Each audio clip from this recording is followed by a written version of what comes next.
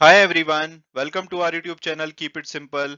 आज के वीडियो में हम बात करेंगे भारत के फॉरेन रिजर्व्स के बारे में, जो कि लगातार कम हो रहा है और अब 15 महीने के लोएस्ट लेवल पर पहुंच गया है।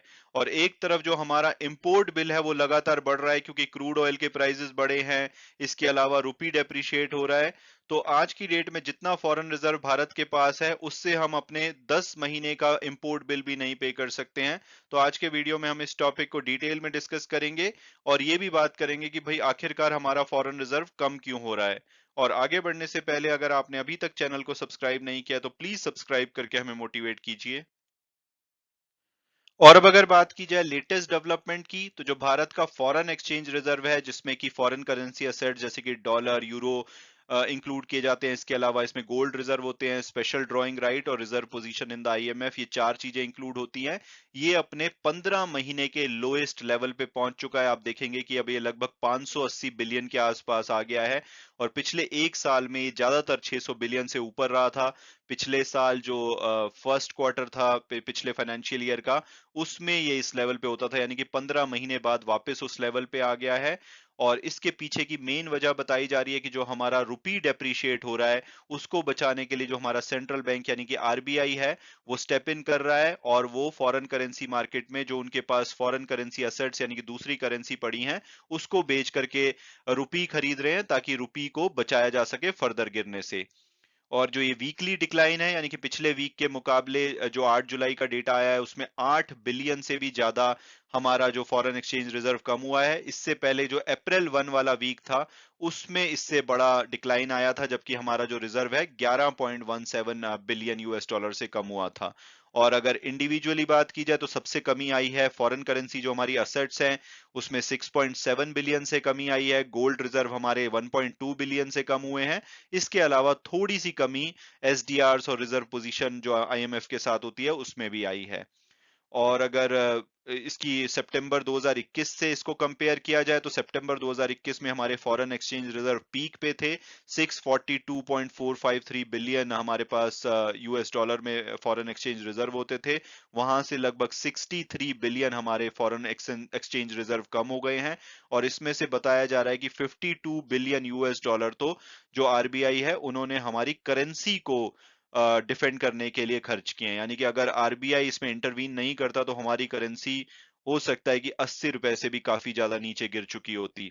और बताया जा रहा है कि फ्राइडे को भी 1 बिलियन डॉलर आरबीआई ने खर्च किया है जिससे कि रुपया खरीदा है, ताकि जो साइकोलॉजिकल मार्क है 80 रुपए का $1 के मुकाबले में, उसको बचाया जा सके। क्योंकि फ्राइडे को ये 79.96 जो कि अभी तक का रिकॉर्ड लो है उसको इसने टच किया था। सिर्फ 4 पैसे से साइकोलॉजिकल जो मार्क है 80 रुपए का, उससे ये बच गया था। और इसमें बहुत बड़ा रोल रहा है आरबीआई का। लेकिन अगर हम अप्रैल से जो ये फाइनेंशियल ईयर स्टार्ट हुआ है तब से देखें तो 5% हमारा जो रुपी है वो कमजोर हो चुका है।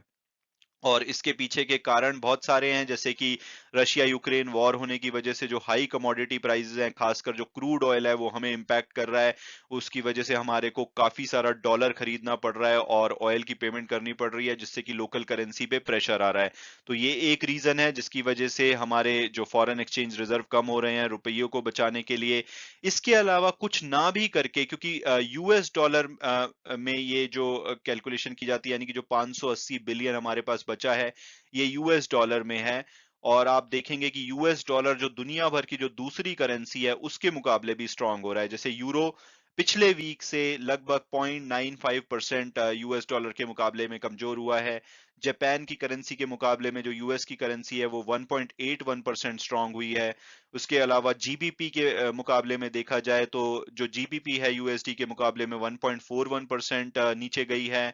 और भी जो बड़ी बड़ी करेंसी है जैसे कि ऑस्ट्रेलियन डॉलर की अगर बात की जाए तो वो भी 0.93% नीचे गया है। कैनेडियन डॉलर के मुकाबले यूएस डॉलर 0.6% ऊपर गया है। तो जो हम अपने फॉरेन एक्सचेंज रिजर्व दूसरी करेंसी में रखते हैं उसकी वैल्यू भी कम हो रही है क्योंकि डॉलर स्ट्रांग हो रहा है। तो डॉलर स्ट्रांग होने से, क्योंकि डॉलर में ही हम कैलकुलेट करते हैं, तो डॉलर के स्ट्रांग होने से तो कोई खास फर्क नहीं पड़ता है।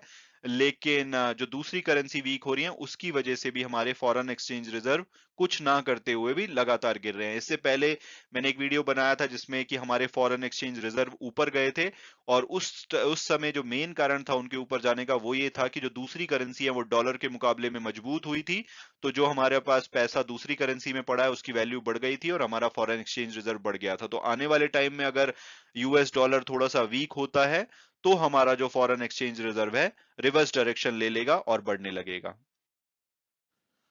और अब अगर बात की जाए कि भाई जो दूसरी इमर्जिंग मार्केट है वो कैसा कर रही हैं और यहाँ से नेक्स्ट क्या होगा, तो ज्यादातर जो इमर्जिंग मार्केट है वहां पे सेल ऑफ देखा जा रहा है। वहां पे खासकर जो यूएस फेडरल रिजर्व है, क्योंकि उसमें रेट हाइक का आउटलुक है, ऑलरेडी वो रेट हाइक कर चुके हैं और ये बताया जा रहा है कि इस बार 0.75 से 1% के बीच में रेट हाइक हो सकता है, जो कि उनकी न्यूज 27 जुलाई को जो अनाउंस करने वाले हैं अगली जो एफओएमसी की मीटिंग है उसके बाद।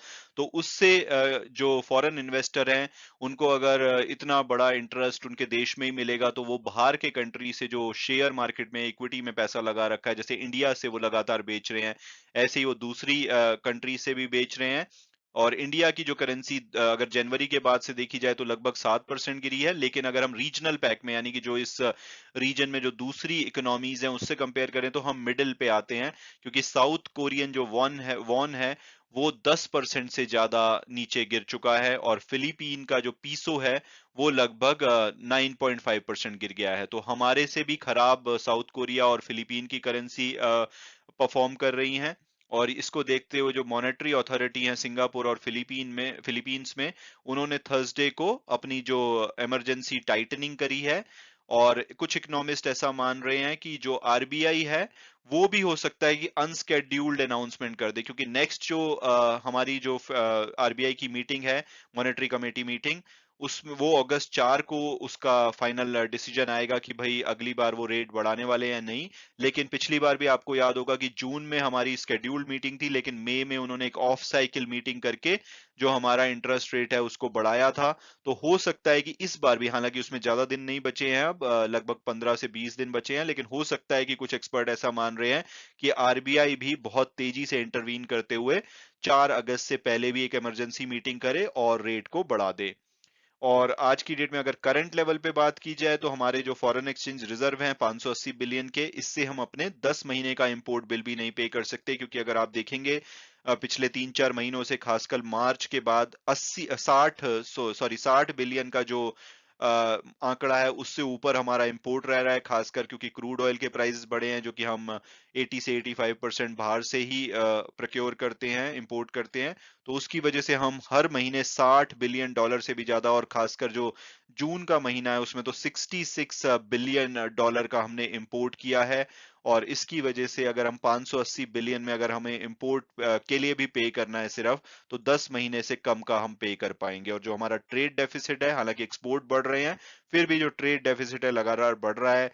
मार्च में ये 18 बिलियन के आसपास था, अप्रैल में 20 बिलियन, मई में 24 बिलियन, और जून में तो 26 बिलियन, यानी कि हमने जो इंपोर्ट पे किया है एक्सपोर्ट के मुकाबले वो 26 बिलियन एक्स्ट्रा किया है। तो ये एक इमरजेंसी सिचुएशन है और इसमें आरबीआई डेफिनेटली कुछ इंटरवीन कर सकता है। और इसके अलावा दूसरे कंट्रीज की बात की जाए कि भाई उनके फॉरेन एक्सचेंज रिजर्व का क्या हाल है, तो अभी भी भारत चौथे नंबर पे बना हुआ है 580 बिलियन के साथ। पहले नंबर पे आपको चाइना दिखेगा 3.2 ट्रिलियन, जापान 1.3 ट्रिलियन, स्विट्जरलैंड लगभग 1 ट्रिलियन के आसपास, फिर इंडिया, रशिया, ताइवान, हांगकांग वगैरह कंट्रीज आपको दिखेंगे। और अगर हम कंपैरिजन के लिए पाकिस्तान को देखें तो उनके पास अभी 9.7 बिलियन के फॉरेन रिजर्व बचे हैं। और जैसा कि हमने डिस्कस किया कि जो मेन वजह है जिसकी वजह से फॉरेन एक्सचेंज रिजर्व कम हो रहा है वो ये है कि जो रुपया गिर रहा है उसको बचाने के लिए आरबीआई इंटरवीन कर रही है। और रुपया गिरने के पीछे एक बहुत बड़ा कारण है फॉरेन इंस्टीट्यूशनल इन्वेस्टर की सेलिंग। अक्टूबर 2021 के बाद लगातार ये बड़ी मात्रा में शेयर्स को बेच रहे हैं। उसके लिए ये क्या करते हैं, शेयर्स बेचते हैं, जो पैसा मिलता है रुपए में उससे ये यूएस डॉलर में पहले उनको कन्वर्ट कराते हैं, यानी कि रुपये को बेचते हैं, तो रुपया उससे लगातार वीक हो रहा है। तो जब तक फॉरेन इंस्टीट्यूशनल इन्वेस्टर अपनी सेलिंग को कम नहीं करते हैं तो ये रुपए पे दबाव लगातार बना रहेगा, और जब तक कि वहां पे रेट जो हाइक का आउटलुक है वो चेंज नहीं होता, तो लगता नहीं है कि फॉरेन जो इंस्टीट्यूशनल इन्वेस्टर हैं वो बहुत तेजी से अपनी जो सेलिंग है उसमें गिरावट करने वाले हैं। हालांकि जो जुलाई का डेटा है उसमें अभी तक थोड़ी सी राहत दिख रही है, क्योंकि अगर आप जून में देखेंगे तो 58,112 करोड़ से भी ज्यादा की इन्होंने सेलिंग करी है। मई में 54,000 करोड़ से भी ज्यादा की सेलिंग थी, उससे पहले भी 40,000, 43,000, 45,000, 41,000। लेकिन अभी जो आंकड़ा लगभग आधा महीना बीत चुका है और 10,000 करोड़ रुपए की सेलिंग है, तो पिछले महीनों के मुकाबले में कमी आई है, लेकिन ओवरऑल अभी भी जो सेलिंग है वो जारी है, और जब तक ये रहेगी तो जो हमारा रुपी है उस पे प्रेशर रहेगा, और रुपी को बचाने के चक्कर में RBI further foreign exchange reserve खर्च करता रहेगा, और हम प्रॉब्लम में पड़ सकते हैं। मैं उम्मीद करता हूँ कि आपको ये वीडियो पसंद आया होगा और आपने कुछ नया जाना होगा। Thanks so much for watching the video, and God bless you all.